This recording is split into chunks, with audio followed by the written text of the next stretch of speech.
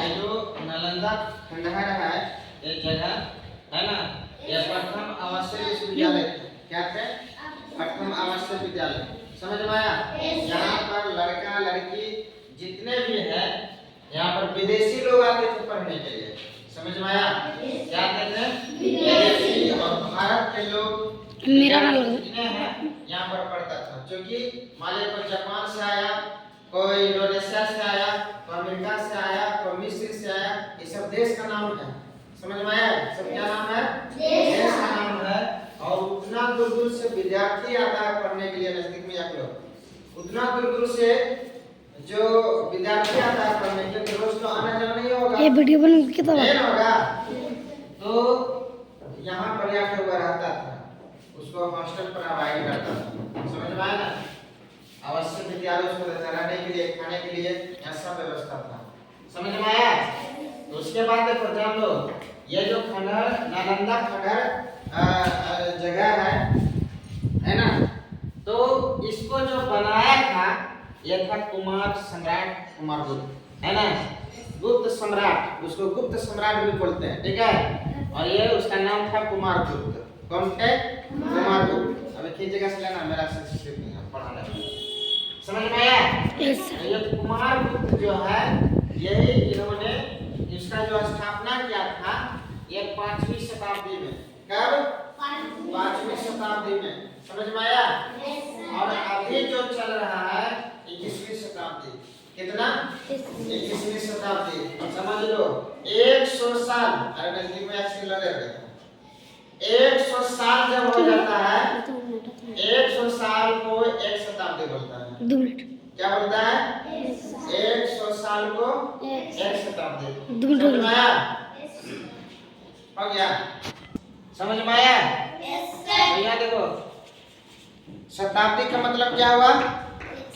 100 साल जब पूर जाएगा उसको एक शताब्दी। यहाँ समझा भी है? समझ में समझे कि नहीं? तो उसका ये 5वीं शताब्दी, समझ लो कितना दिन पहले किया था। समझे? यानी अभी 21 है ना, तो 21 में 5 घटा दो, कितना बचा? 21 में 5 घटाओ, कितना बचा? 16। तो 1600 साल पहले इसका स्थापना किया गया था। किसने किया था? कुमार गुप्त। किसने किया था? कुमार गुप्त। और जान लो, ये नालंदा खंडहर जो विश्वविद्यालय है, इसमें जो है ना, लड़की को कितना छात्र पढ़ता था? छात्र स्टूडेंट कितना पढ़ता था? 1000। कितना यहाँ? 10,000। समझ लो कितना बड़ा होगा। 10,000 विद्यार्थी वहाँ पढ़ते थे। समझ में आया? और जो टीचर होते हैं पढ़ाने के लिए, उसमें कितना टीचर है? जो शिक्षक है कितना है?